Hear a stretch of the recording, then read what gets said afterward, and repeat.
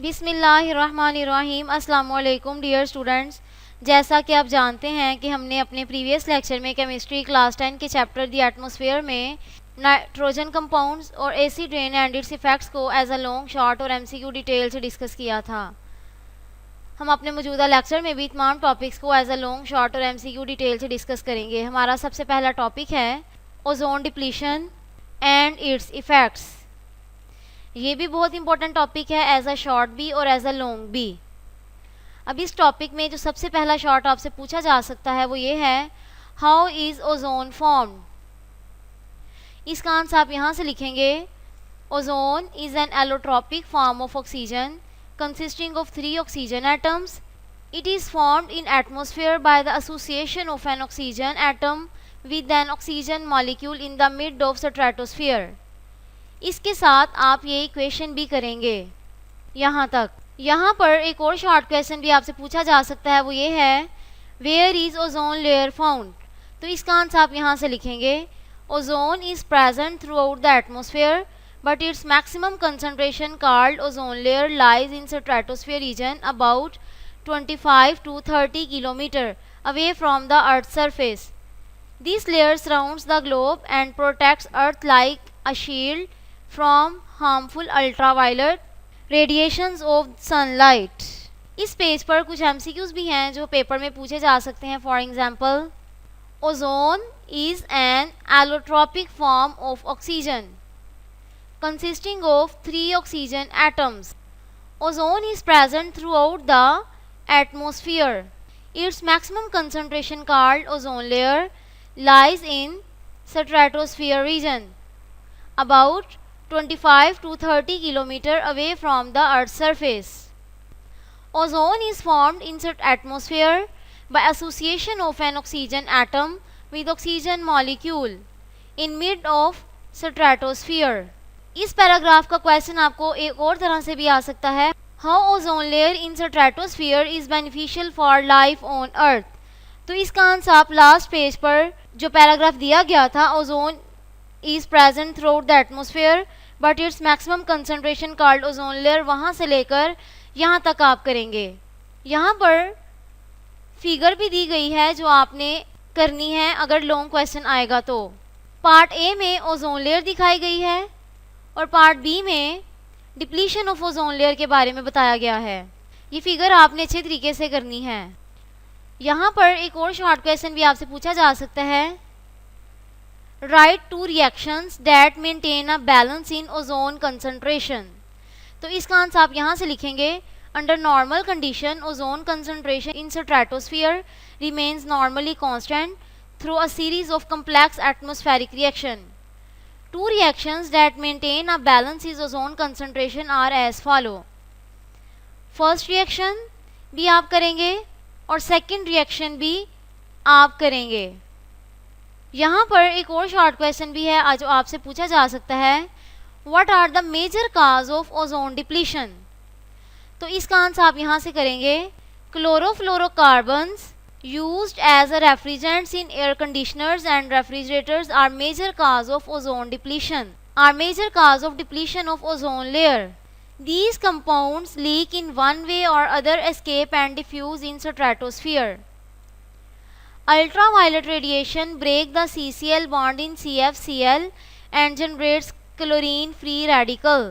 Next page पर इसका reaction भी बताया गया है जो आप करेंगे इस शॉर्ट क्वेश्चन में। इस पेज पर कुछ MCQs भी हैं जो आपसे पूछे जा सकते हैं। For example, under normal condition ozone concentration in stratosphere remains nearly constant. Chlorofluorocarbons are major cause of depletion of ozone layer. Ultraviolet radiations break the CCl bond in CFCl3 and generates chlorine free radicals. Short question आपका complete होगा यहाँ तक। यहाँ पर एक और short question भी है, डिफाइन ओजोन होल। तो इसका आंसर आप यहाँ से लिखेंगे, a single chlorine free radical released by the decomposition of CFCs is capable of destroying up to many lakhs of ozone molecules. The region in which ozone layer depletes is called ozone hole. एक और short question भी है जो आपको paper में पूछा जा सकता है, what is the reason where ozone layer is first depleted. तो इसका आंसर आप यहाँ से लिखेंगे, science of ozone depletion were first noticed over Antarctica in 1980s. Since 1990s, depletion has also been recorded over the Arctic as well. इस page पर कुछ MCQs भी हैं जो पेपर में पूछे जा सकते हैं. For example, a single chlorine free radical released by the decomposition of chlorofluorocarbons is capable of destroying up to many lakhs of ozone molecule. The region in which ozone layer depletes is called ozone hole. Signs of ozone depletion were first noticed over Antarctica in 1980s. Since 1990s, depletion has also been recorded over the Arctic as well. Next है effects of ozone depletion. ये भी बहुत important long question है, ये भी बहुत important topic है जो एज अ लॉन्ग आपसे पेपर में पूछा जाता है. क्वेश्चन आपको इस तरह आता है, right effects of ozone depletion. तो इसका आंसर आप यहाँ से स्टार्ट करेंगे और यहाँ तक करेंगे. सबसे पहला इफेक्ट है, depletion of ozone enables ultraviolet radiation of sun to reach the earth that can cause skin cancer to human beings and other animals. Decreased ozone layer will increase infectious disease like malaria. It can change the life cycle of plants, disrupting the food chain. It can change the wind patterns, resulting in climatic changes all over the world. Especially Asia and Pacific will be the most affected region facing the climate induced migration of people crisis. यहाँ पर कुछ MCQs भी हैं जो paper में पूछे जा सकते हैं. For example, depletion of ozone enables ultraviolet radiation of sun to reach the earth that cause skin cancer. Decreased ozone layer will increase infectious disease like malaria. Depletion of ozone disrupting the food chain. Asia and Pacific will be the most affected regions facing climate induced migration of people crisis. इस box में आपसे एक short question पूछा जा सकता है, define incineration. तो इसका आंसर आप यहाँ से लिखेंगे, incineration is a waste treatment process that involves the burning of solid waste at high temperature between 650 degree centigrade to 1100 degree centigrade in incinerator. एक और शॉर्ट क्वेश्चन आपसे पूछा जा सकता है, वो ये है, what is the function of incinerators.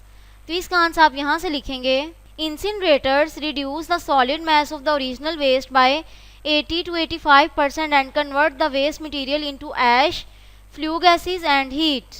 एक और शॉर्ट क्वेश्चन आपसे पूछा जा सकता है, what are the side effects of incineration. तो इसका आंसर आप यहाँ से लिखेंगे, although the volume of solid waste is reduced effectively by incineration, it produces highly poisonous gases and toxic ash.